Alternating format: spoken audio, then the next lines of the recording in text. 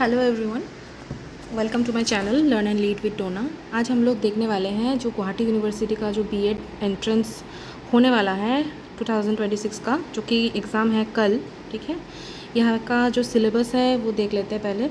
Section A, section B, C, D and E. ठीक है, इसमें से हम लोग जो है सेक्शन डी एंड ई को कवर करेंगे बहुत अच्छे से। आज बहुत सारा वीडियोस आने वाला है।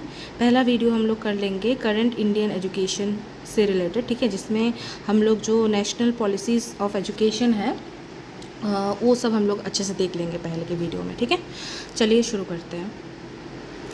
पहले हम लोग देखते हैं नेशनल एजुकेशन पॉलिसीज़ क्या क्या है इंडिया का।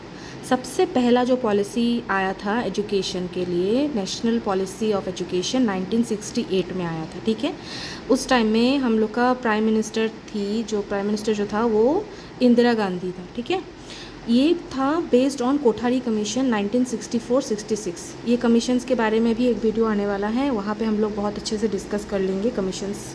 ठीक है, ये है 1964-66 में जो कोठारी कमीशन था, ठीक है ना, दौलत सिंह कोठारी, उनके जो रिकमेंडेशंस थे उनके बेसिस पे ये NPE 1968 आया था। ठीक है, जो कि बोला गया था free and compulsory education up to age 14। ठीक है, फिर 3 लैंग्वेज फार्मूला एंड 10+2+3 स्ट्रक्चर। ठीक है, ये तभी के टाइम में ही NPE 1968 में ही बोला गया था।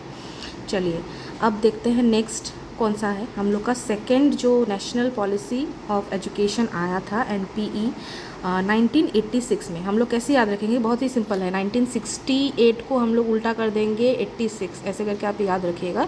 और लास्ट वाला तो जो अभी सबसे न्यूएस्ट वाला जो है वो तो आपको पता ही है, NEP 2020। ठीक है, सबसे पहला आया था 68, फिर इसको उल्टा करके 86, ठीक है, और 2020, ये 3।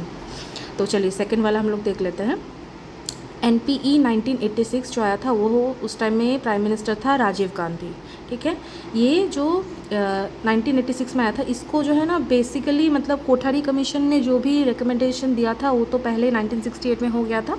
उसी रिकमेंडेशन के बेसिस पे ये सब चीज़ को और ज़्यादा स्ट्रेंथन करने के लिए 1986 में NPE आया था। ठीक है, फिर से नया वाला। ठीक है, इसमें देखिए क्या क्या होता है, इसको और अच्छे से नेक्स्ट स्लाइड में हम लोग डिस्कस करेंगे। पहले देख लेते हैं 1986 में जब NPE आया था उसके बाद एक रिव्यू कमेटी बना था। ठीक है, किसको रिव्यू करने के लिए, यही NPE 1986 का जो इम्प्लीमेंटेशन है, कैसे करके इम्प्लीमेंट हुआ है, उसको रिव्यू करने के लिए 1990 और 1991 में मतलब ये एक कमेटी बना था जो 1990 से 1991 मतलब 1 साल का चला था। वो लोग अच्छे से रिव्यू कर रहे थे। ठीक है, रामामूर्ति कमेटी था।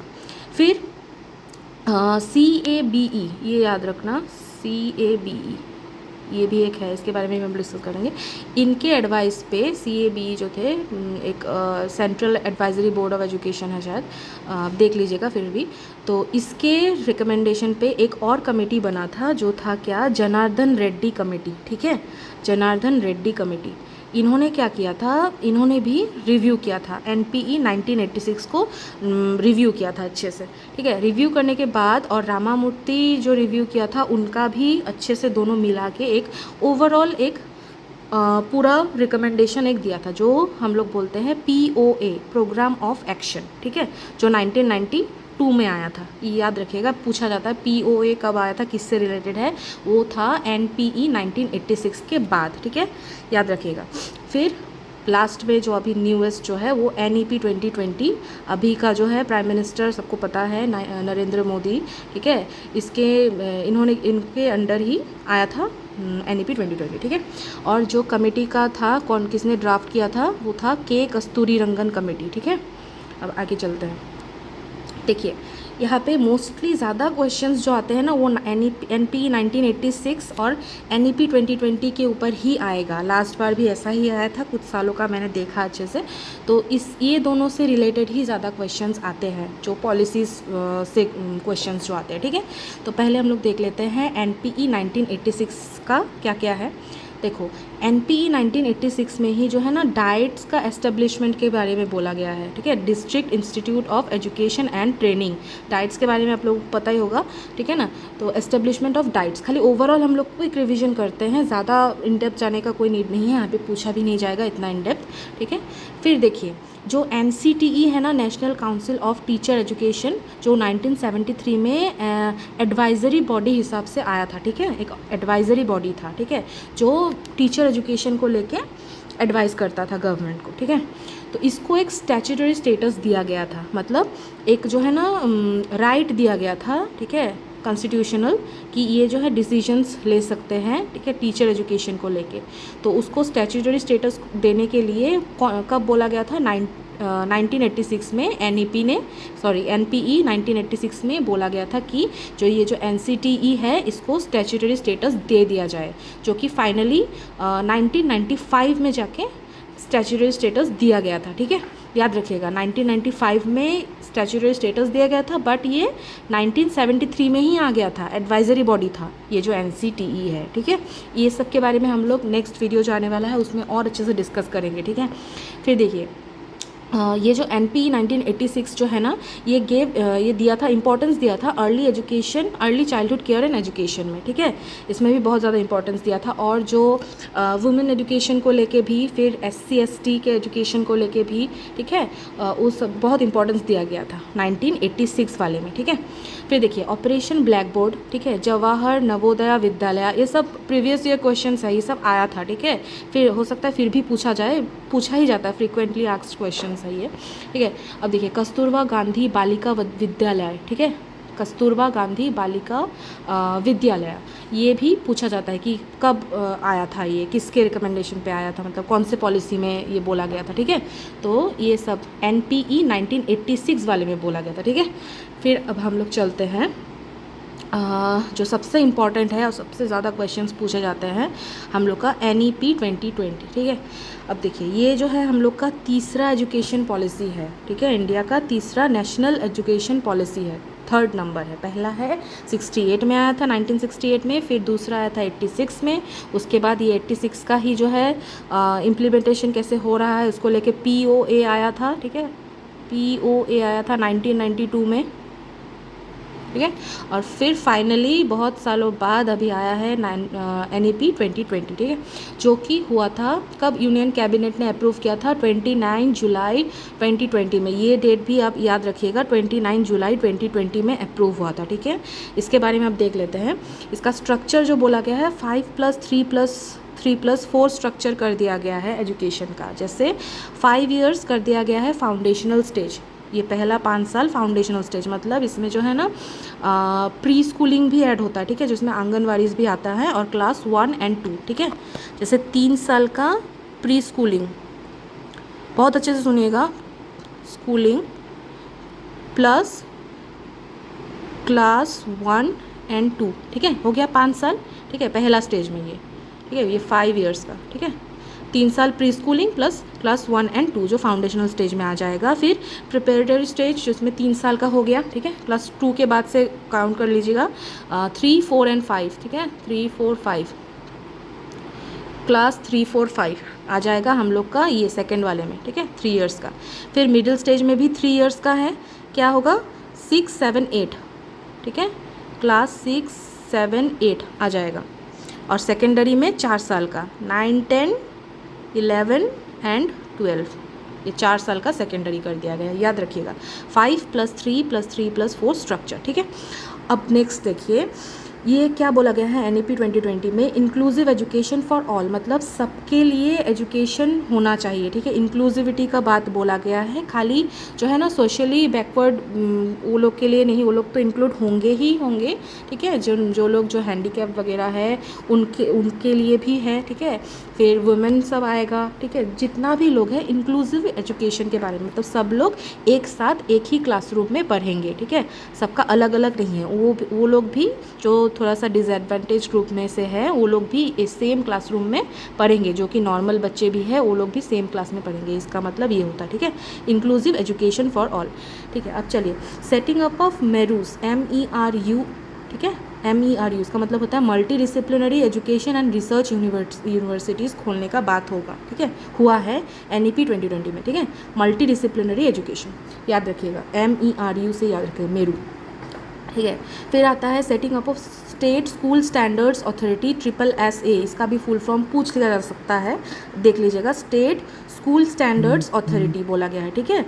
अब देखिए फिर आता है परख। इसका तो बहुत बार क्वेश्चन पूछा गया है, PARAKH परख, इसका फुल फॉर्म पूछ लिया जाता है, ठीक है। या फिर ये भी पूछ सकते हैं कि ये जो परख है ये कब आया था, किसने मतलब कि कौन से पॉलिसी में बोला गया है परख के बारे में, ठीक है। रिपीटेड क्वेश्चन है, ठीक है। PARAKH इसको बोला जाता है performance assessment review and analysis of knowledge for holistic development. इसका जो है अच्छे से देख लीजिएगा, इसमें कुछ कुछ चेंजेस कभी कभी हो जाता है, ये परफॉर्मेंस की जगह कुछ और दे देगा, ठीक है। देख लीजिएगा अच्छे से इसका फुल फॉर्म। अब देखिए ABC के बारे में भी पूछा गया था, ठीक है। एकेडमिक बैंक ऑफ क्रेडिट, ये जो है NEP 2020 में ही आया था, इसका भी फुल फॉर्म देख लीजिएगा, ABC का एकेडमिक बैंक ऑफ क्रेडिट, ठीक है। फिर आता है ITEP कोर्सेज लॉन्च हुए हैं, देखिए NEP 2020 में ही, इंटीग्रेटेड टीचर एजुकेशन प्रोग्राम, जो कि 4 साल का होता है, ठीक है, इंटीग्रेटेड टीचर एजुकेशन प्रोग्राम। अब देखिए इसका भी फुल फॉर्म देख लीजिए आप लोग जो है ना अच्छे से खाली फुल फॉर्म्स वगैरह को देख लीजिए, इसमें यही सब सिंपल सा ही क्वेश्चन पूछा जाता है, ज़्यादा इन डेप्थ पढ़ने का कोई नीड नहीं है, ठीक है।